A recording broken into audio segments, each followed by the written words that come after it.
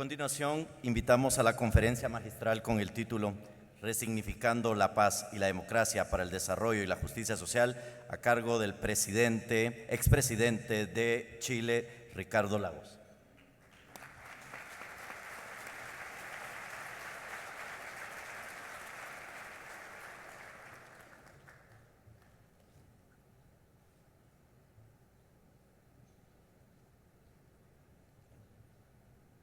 Quisiera en primer lugar agradecer al señor alcalde que me ha dado la bienvenida a la ciudad, pero la verdad es que siempre es grato llegar acá a la ciudad y a este país de la eterna primavera.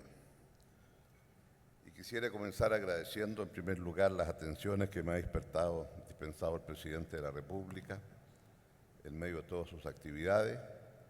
Y por cierto, a Vinicio Cerezo por esta invitación que se me ha hecho a participar en este 7º foro de aquí de Estipulas. Y junto con ello a todos ustedes que van a tener que tener un poquito la paciencia de escucharme, porque quiero comenzar agradeciendo además porque me han obligado a pensar sobre qué significa resignificando. Porque claro, resignificando de la paz y la democracia para el desarrollo y la justicia social. Y la iniciativa 3020, 30 años de Esquipulas I, 20 del Acuerdo de la Paz en Guatemala. Claro, ¿cómo entendemos ahora lo que se hizo 30 o 20 años atrás? Visitar y revisitar es visitar por segunda vez. ¿Cómo significamos por segunda vez lo que se hizo hace 30 años a la luz de hoy, que es distinta de la de ayer? Sí, tenía razón el presidente Cerezo cuando dice que solo en el tango 20 años no es nada.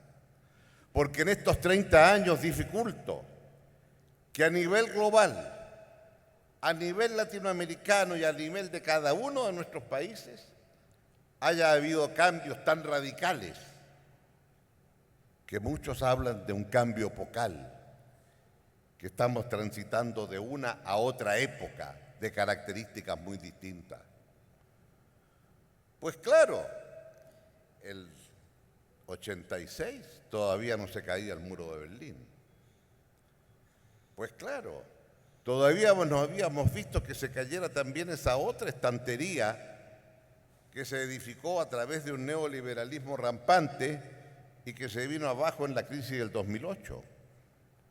Y entonces, claro, acá ha habido una mutación tan fuerte en lo que se suponían que eran las ideologías casi congeladas que explicaban la Guerra Fría.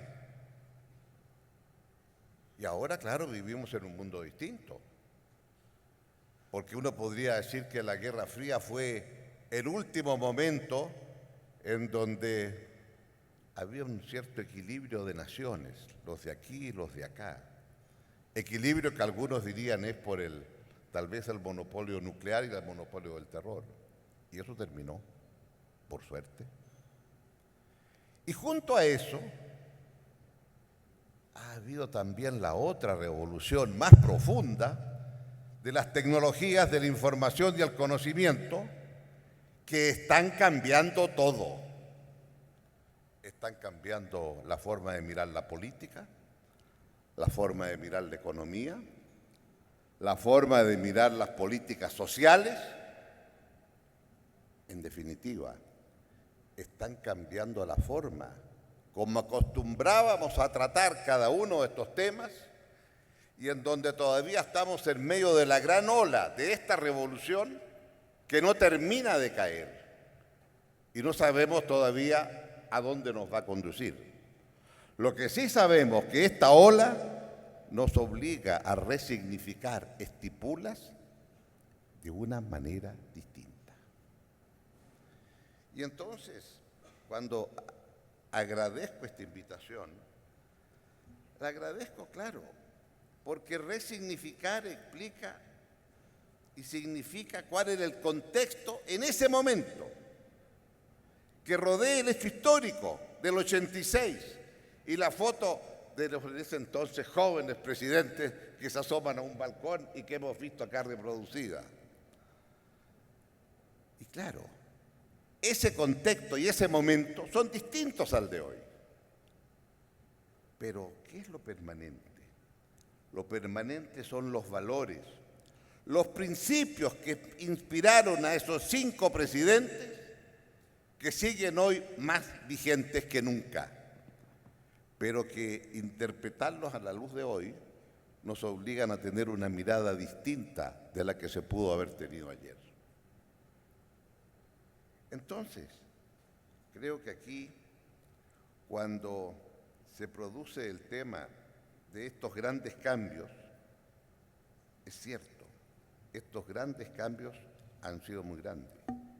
Y uno podría decir tal vez que hoy, a 30 años de Esquipulas I, estamos cerrando también un largo ciclo en nuestra región,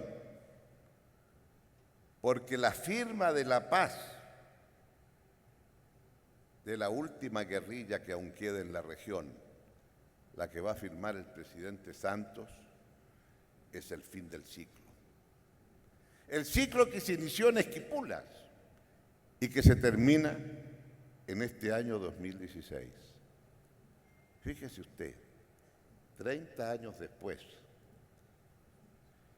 Y claro, tenemos razones como latinoamericanos, diría yo, de estar orgullosos por Esquipulas, por todo lo que hay entre tanto y por lo que va a ocurrir ahora con la firma en Colombia. Podemos decir que nosotros, latinoamericanos, a diferencia de otras regiones del mundo, algunas muy avanzadas, hemos podido resolver estos temas entre nosotros y sin intromisión extranjera. Y eso no es menor. No es menor, porque podemos recordar un presidente Clinton teniendo que ir a hacer la paz en Kosovo porque los amigos europeos no se ponían muy de acuerdo cómo abordar el tema de Kosovo. Y no es menor que en muchas otras ocasiones, porque no éramos capaces de resolver nosotros los problemas, venían otros a resolverlo por nosotros. Y de ahí a salir a protestar por esta invasión de aquí a Cabo Cuyá había solo un paso. En cambio, reconozcamos, ustedes iniciaron un proceso, Santos con su liderazgo lo está culminando en otras tierras, pero el arco es el mismo. Y entonces a lo mejor el 2036, aquí en la pequeña Guatemala, habrá un nuevo foro de Esquipulas que a lo mejor se va a llamar 50, 40 y 20. El 20 porque serán 20 años desde que firmaron la paz en Colombia. Y habrá otra forma de mirar y de resignificar lo que se hizo 50 años atrás. Pero ahora yo diría que lo que hemos aprendido en estos años es cómo se le da vida y sentido a la democracia, porque la democracia es esencialmente dinámica. La democracia es una planta que se riega día a día para que no se seque y para que siga creciendo y floreciendo en cada primavera.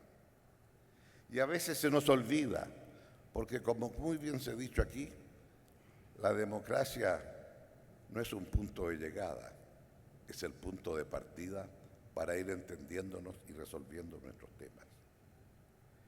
Entonces, yo quisiera decir aquí que el resignificado tiene, a mi juicio, a lo menos 3 temas al interior de nuestros países y otros 4 que no están al interior de nuestros países, que son de nuestros países, pero que nos obligan a una aproximación colectiva entre nosotros, distintos países. Me explico. Al interior de nuestros países tenemos un tema político que es absolutamente distinto, un tema económico que es distinto y un tema social que es distinto. ¿Político? Sí. Es cierto que el presidente tenía 1/3 del poder nomás, y los otros 2 poderes tenían los otros tercios, pero después empiezan a haber más poderes. El tema es ahora no tanto una división de poderes. El tema, yo creo que ahora, por definición, nuestras democracias han sido siempre representativas. Elegimos nuestros representantes para que desde el Ejecutivo, del Parlamento, del Poder Judicial hagan su tarea. Pero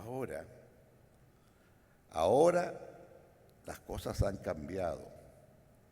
Ahora la gente está más empoderada. La gente conoce más, sabe más, no solamente porque tienen más niveles educacionales, porque las nuevas tecnologías permiten formas de comunicación muy distintas a las de ayer. Oiga, me tocó enfrentar una dictadura en Chile, ya hubiéramos querido tener un Twitter para convocar a la plaza. Es que eso es lo que cambió. Y cuando hablan de la primavera árabe, ¿qué le voy a decir a ustedes aquí? Cuando vemos los estudiantes desfilando en Santiago el 2006 y el 2011, entonces esta forma nueva de querer participar que consiste caminando con los pies y junto con eso ir a la plaza. La pregunta es, ¿cuál va a ser la institución política que va a reemplazar de una manera más civilizada el convocarnos todos a la plaza a decir nuestra palabra, para poder de una manera más adecuada y democrática consultarnos entre todos simultáneamente? ¿Qué quiero decir con esto? La democracia es producto de un cambio tecnológico que ocurrió hace como 500 años atrás.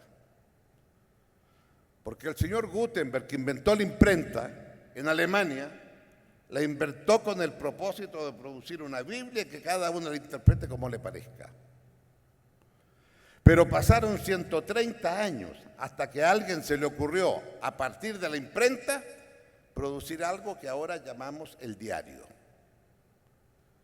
Y porque hubo un diario en Alemania ya por el 1610 y en Francia, la Gazette, en 1630, y publicaban las noticias de interés de la ciudadanía, no creo, no habían ciudadanos. ¿De interés de la gente? No creo tampoco, porque había gente pero que le opinaba poco. En el fondo lo que reproducía eran los temas que el señor rey con su corte tenían que ir resolviendo. Y ahí comenzaron los problemas.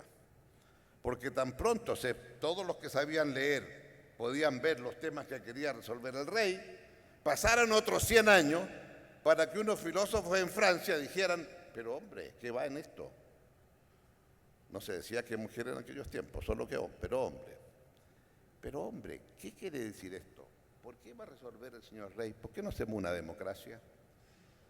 Y ahí está Montesquieu, ahí está Voltaire, ahí está Diderot, están los filósofos. Y la democracia, en definitiva, es resultado de un elemento tecnológico en donde a partir de aquello que usted lee, usted puede también tener su propia opinión.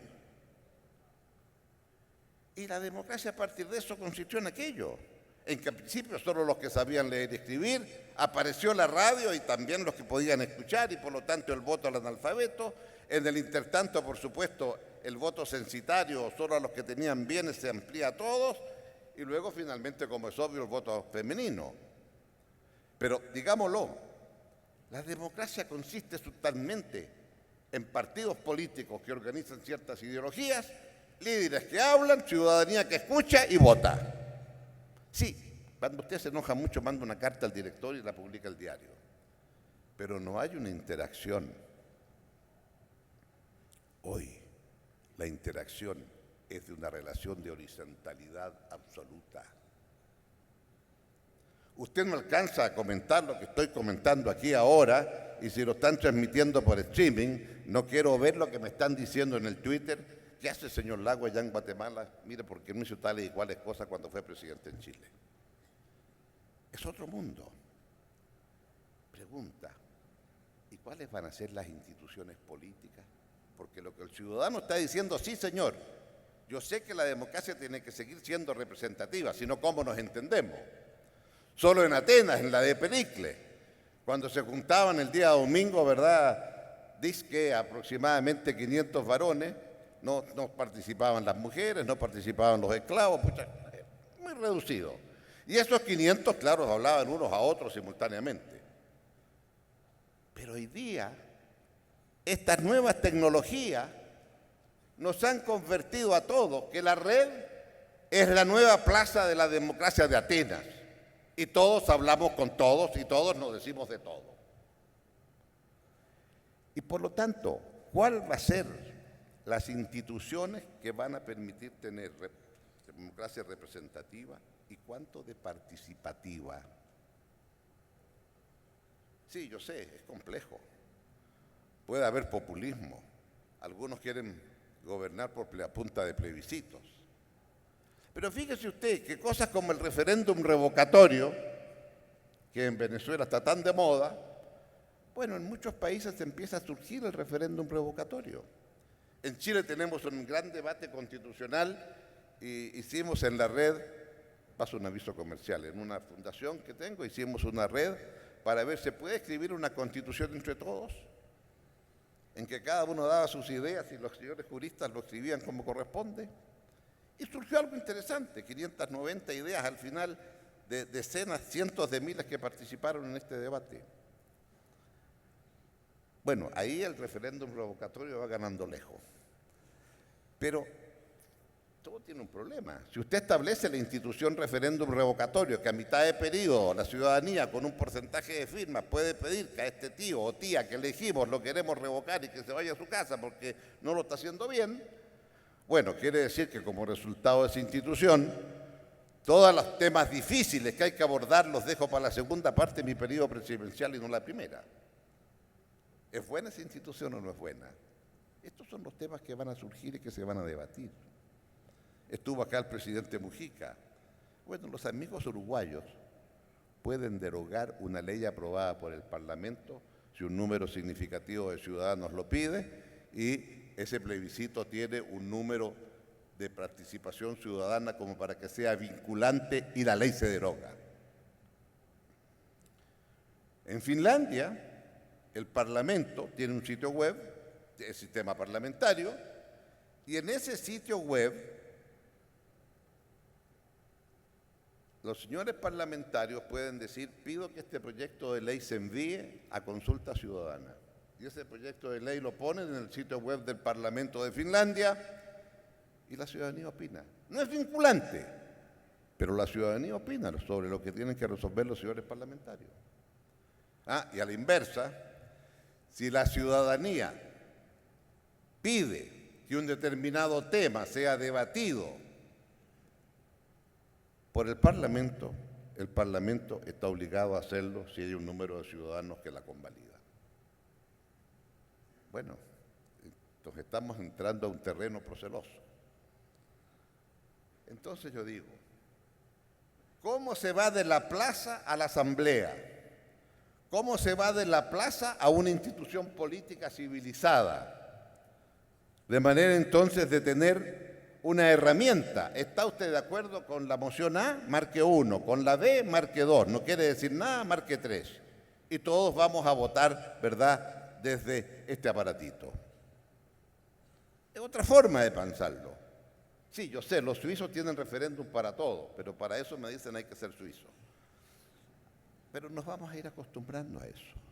O sea, lo que quiero decir, ¿cómo tenemos, a partir de lo que quisimos decir en Esquipulas, que ahora el concepto democrático tiene que ser un equilibrio entre participación y representación? Y cómo ese equilibrio le permite al gobernante escuchar. A veces los muros de palacio son muy anchos y no se escucha lo que la ciudadanía dice fuera. Entonces, acá, por cierto, no es un tema de nosotros latinoamericanos, es un tema de todos, pero es un tema de todos que va a significar entonces una forma de democracia, llámala usted 2.0.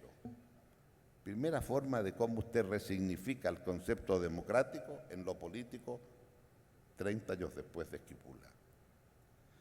En lo económico, creo que hay dos elementos que son centrales. El primero, a lo cual se refería el presidente Cerezo, el tema de mercado versus Estado. ¿Quién provee los bienes y servicios, el mercado o el Estado? El tema es que empieza a surgir un tercer sector, según algunos.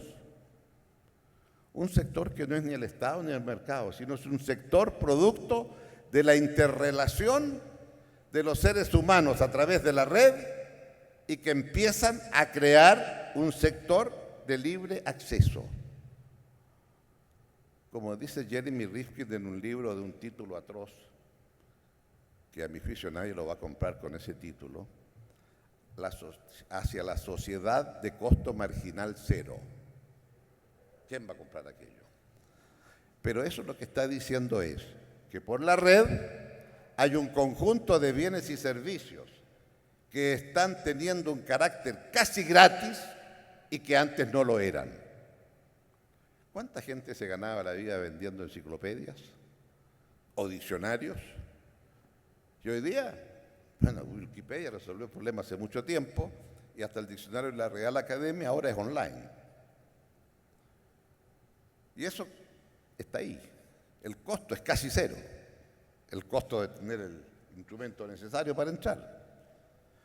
¿Cuánto tiempo hace que el hablar por teléfono era una cosa muy especial? En nuestros países, al interior de nuestros países, y qué decir larga distancia. Y ahora el que, no sé cómo será aquí, en Chile ya se acabó la larga distancia, en los 4.500 kilómetros que tenemos, no hay llamado larga distancia dentro de Chile. Y fuera de Chile, el que paga larga distancia es porque no está usando Skype. Entonces, eso que era algo importante en materia de telecomunicaciones, cero. ¿Cuántos de los que les gustan escuchar música no bajan la música gratis? El compact disc pasó la historia. Tenemos todo un lío de propiedad intelectual, sí, yo sé, pero es distinto. ¿Y cuántas más cosas como estas van a ocurrir? Entonces, este es un primer tema. Segundo tema, no menor, en América Latina, ese sí muy importante. Aquí Olinda nos habló con tanta fuerza sobre el tema de pobreza. Y le puso la fuerza que ella tiene en las cosas que le dice. Y pobreza también tiene que ver, podemos aprender a bajar pobreza, pero la distribución de ingresos sigue igual de mala en toda América Latina.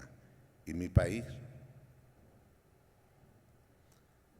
campeón en aquello. Y entonces hay dos temas.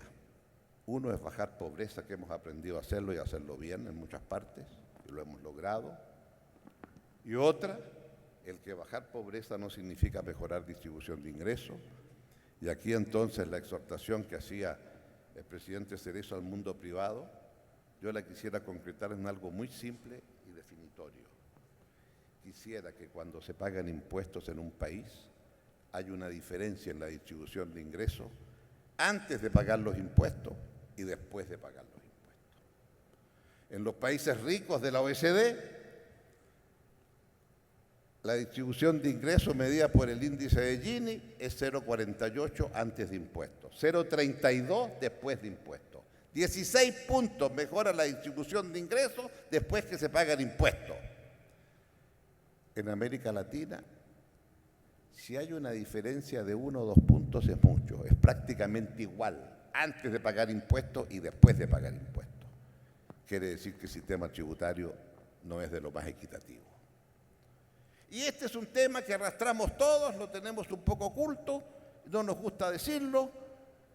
Y la otra vez me dijeron, ¿y usted qué pensaría? A mí me gustaría, pero de aquí a 20 años, que por lo menos nuestros países estén en la mitad de la diferencial que hay en Europa, en los países de la OECD.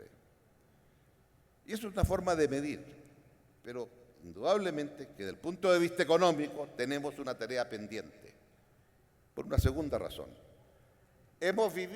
Tercera razón, hemos vivido bajo el paradigma aumente el ingreso por habitante y mejora los indicadores económicos sociales. Sí, señor, es así. Hasta un cierto punto. Porque después que usted llega a los 20.000, 25.000 dólares por habitante, y muchos países de nuestra América ya están ahí en la quemada, no es el ingreso per cápita lo que explica sus mejoras económicos sociales, sino que es la forma como ese ingreso se distribuye en ese nivel de países ya tan desarrollados y tan ricos.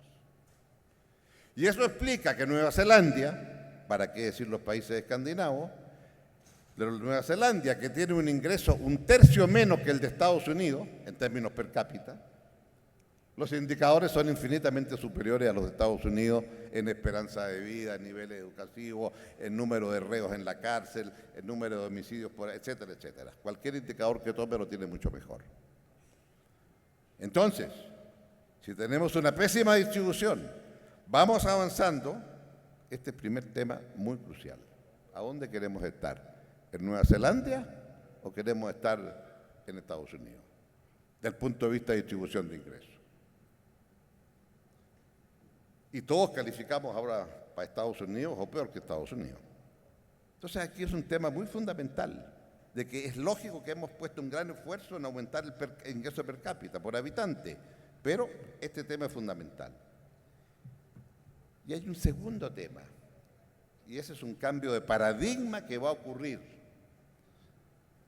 Y ese cambio de paradigma que va a ocurrir es que cuando usted ande por el mundo feliz, mire, he llegado finalmente a $20.000 de ingreso por habitante en mi país, a esas alturas le van a preguntar a renglón seguido, dígame señor, ¿y cuánto emite usted por habitante? ¿Cómo dijo? ¿Cuánto emite? ¿Cuántas emisiones de gas carbónico? ¿Cuántas emisiones de efecto invernadero, de gases de efecto invernadero usted emite por persona? Porque ese va a ser la medición civilizatoria de aquí a 10 años, 20 años como máximo, se los garantizo. Y no es menor lo que estoy diciendo, porque en Estados Unidos las emisiones por persona son 22 toneladas, en Europa son, la Europa del euro, son entre 10 y 12 toneladas por persona. Nosotros en América Latina, los países más grandes con mayor ingreso, andamos por los 5 o 6, pero queremos seguir creciendo. Los chinos ya están en 5 o 6 por persona. Y si hemos de poder seguir viviendo en este planeta, los seres humanos, en el año 2050 no podemos emitir más de 2 toneladas por persona. 2 toneladas por persona, se supone que vamos a hacer unos 9.000 millones, y 9.000 millones de seres humanos con 2 toneladas, a duras penas logramos mantener, pero no quiero aburrir en este tema. Pero este tema va a llegar y está aquí para quedarse. Entonces yo digo, ninguno de estos temas estaban 30 años atrás. Y si usted dice, ¿cómo yo resignifico? Tengo que colocar estos temas. Y en lo social, creo que es muy importante, y en lo social, yo quisiera decir que en lo social, lo que debiéramos tener en mente es cómo pasamos de una sociedad de derechos y obligaciones a una sociedad de garantías y obligaciones. Los derechos en nuestras constituciones son declaraciones líricas. Y mientras más declaraciones líricas hace, más extensa es la Constitución, pero no por poner cuánta cosa queremos declararla como derecho, la cumplimos.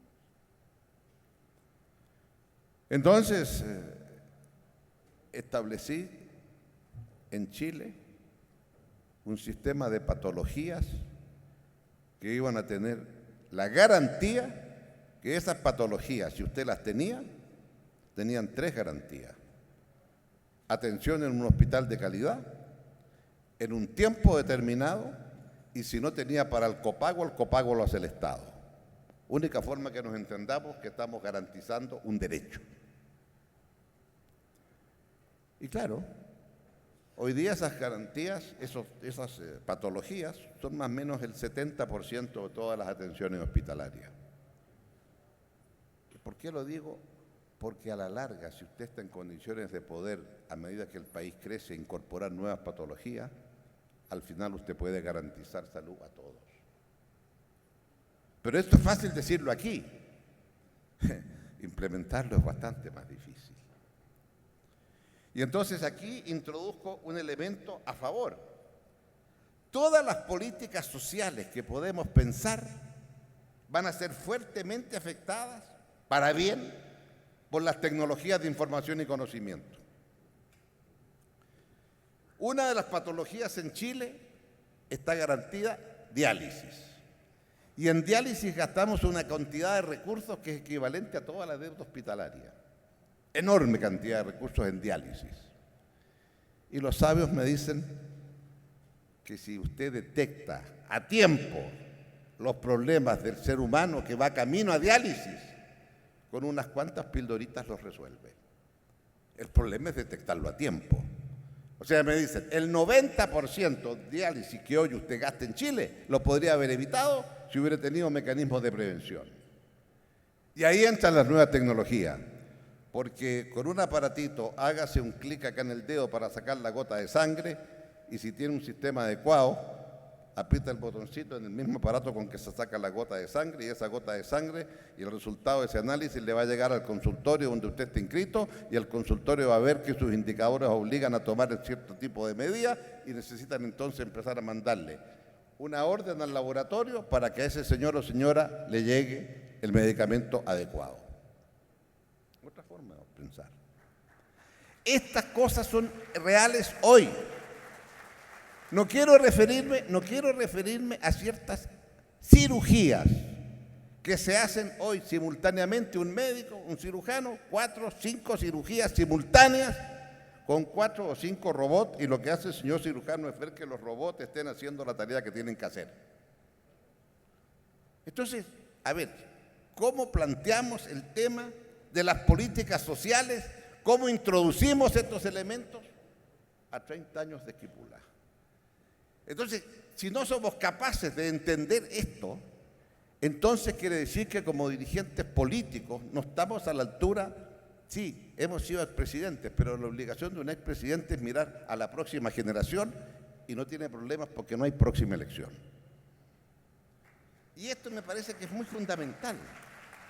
Dicho así, yo quisiera entonces plantear acá, y no quiero realmente aburrir más a la audiencia, pero hay otros 4 temas que son globales. Cambio climático por las razones que les expliqué.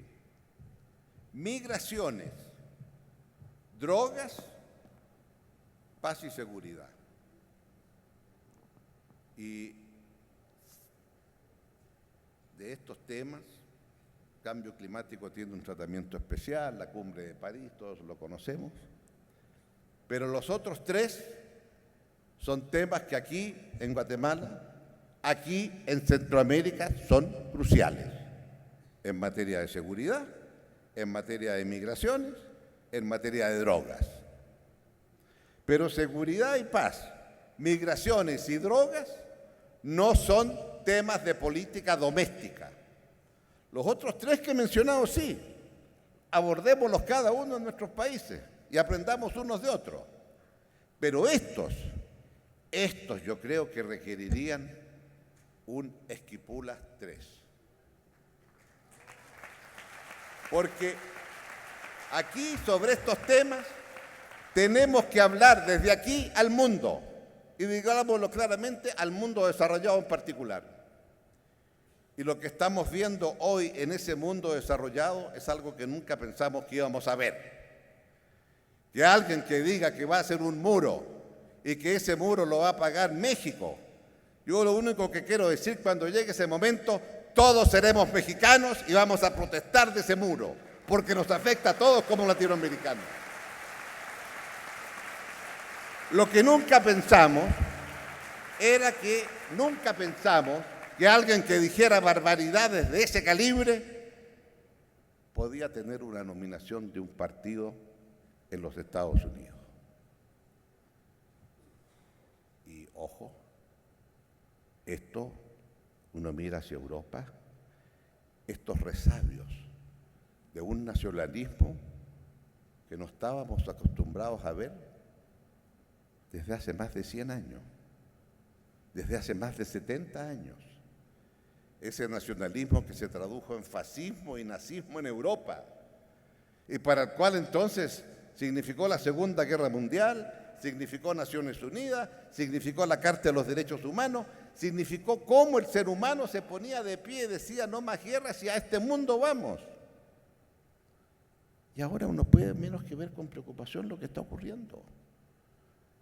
El famoso Brexit de Inglaterra, sí, alguien dirá, es problema del Reino Unido, pero como comentamos en la mañana en una reunión, desayuno con el presidente, no aguanté y le dije, mire, es que parece que después del Brexit, la Gran Bretaña va a terminar en la Little England, porque Escocia e Irlanda del Norte van a querer separarse.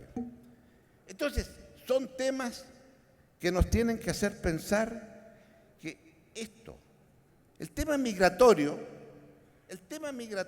ha existido en el mundo desde que el mundo es mundo.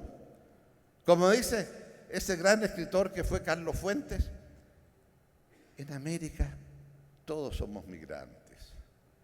Los primeros llegaron hace 30.000 años atrás por el estrecho de Bering y aquí no había nadie que pidiera pasaporte.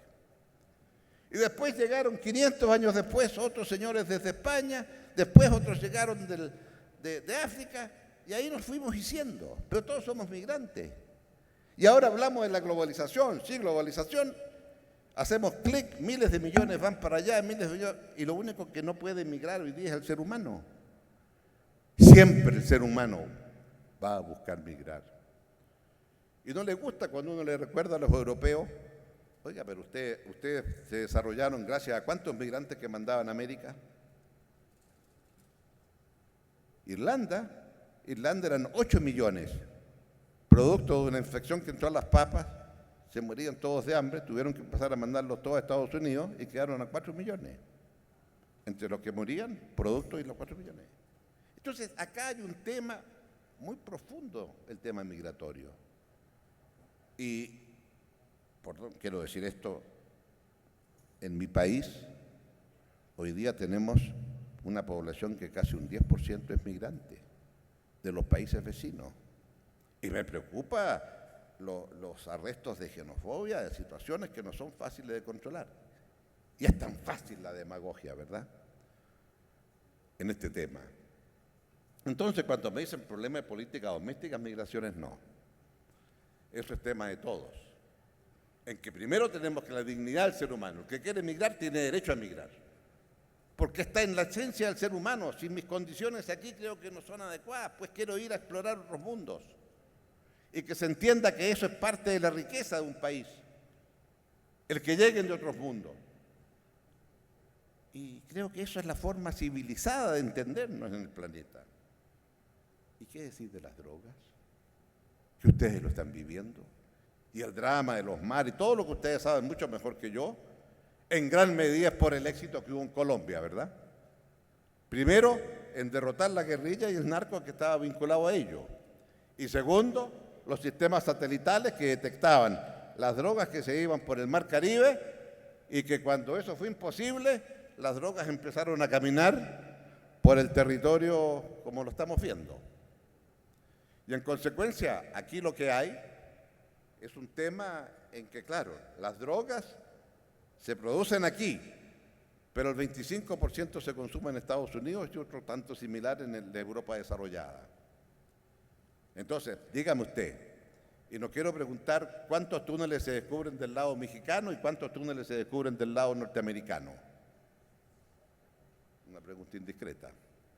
Pero todos sabemos que por esos túneles se va el migrante, pero también por esos túneles se va la droga y también por esos túneles regresan las armas, que están todas en la frontera, para que los narcos estén armados y bien armados.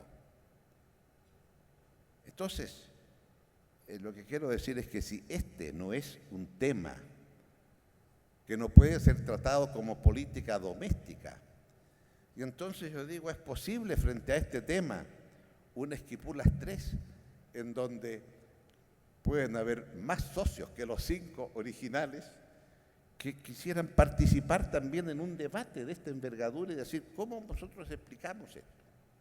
Sí, yo sé, cada uno de ustedes está haciendo tremendos esfuerzos, pero el pasadizo va a continuar por un largo tiempo. Y esto me lleva al último punto, que es paz y seguridad. Todos los países que somos países medianos o chicos, lo que queremos en un mundo global, lo que queremos en un mundo que cada vez va a estar más integrado, es que las reglas sean establecidas entre todos, y las reglas sean reglas propias de un Estado de Derecho, y las reglas que nosotros queremos al interior de nuestras sociedades, donde el tema de las políticas públicas es el tema de la dignidad del ser humano. Es el ciudadano el que va a definir el mínimo civilizatorio que habla Bobbio. Bobbio tiene una frase preciosa. Dice, en una democracia, todos tenemos que definir en qué cosas todos debemos ser a lo menos iguales. ¿Cuál es ese mínimo en que todos queremos ser iguales? Y garantizarlo. Y por cierto, dice Bobbio, el mínimo civilizatorio, ese conjunto de bienes y servicios que todos queremos ser iguales, es un concepto dinámico. A medida que el país va cambiando, va creciendo, el mínimo va subiendo. Entonces, yo digo, bueno, nosotros queremos participar en un mundo en donde, así como nos preocupamos al interior de nuestros países este mínimo civilizatorio, ¿cómo podemos tener un mínimo civilizatorio a nivel mundial? ¿Cómo podemos avanzar en conceptos de seguridad? ¿Cómo podemos avanzar en darle más fuerza al sistema de Naciones Unidas? Hay muchos temas acá. Y por lo tanto, creo, y con esto quisiera concluir, Esquipula fue un tremendo avance porque ustedes demostraron aquí, ante una guerrilla que parecía inacabable, que era posible que la razón se impusiera. Y ahora entonces, ¿cómo convencemos a otros más allá de nosotros? Soy un convencido que las relaciones internacionales, en lo que será la primera mitad del siglo XXI, va a ser mucho más una relación o de países-continente, Estados Unidos, China, India, o de regiones capaces de hablar con una sola voz, para que las escuchen. Pero cada uno de nuestros países, hablando por su cuenta, será una cacofonía que nadie sabrá qué cosa estamos pidiendo.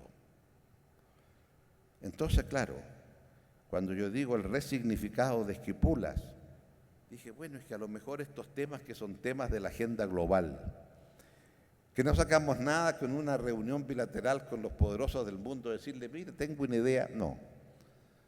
Creo que es mejor ver cuáles de estos temas podemos tener una convergencia de voluntades y si hablamos con una sola voz, podemos cambiar estas amenazas de los muros que nos llegan.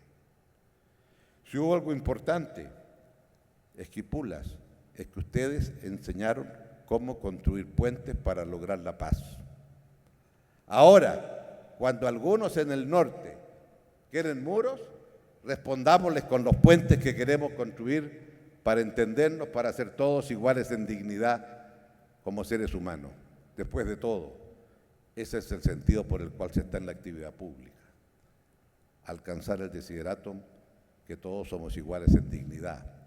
Y por lo tanto, si no lo logramos, no estamos cumpliendo la tarea que tenemos. Muchas gracias por esta invitación.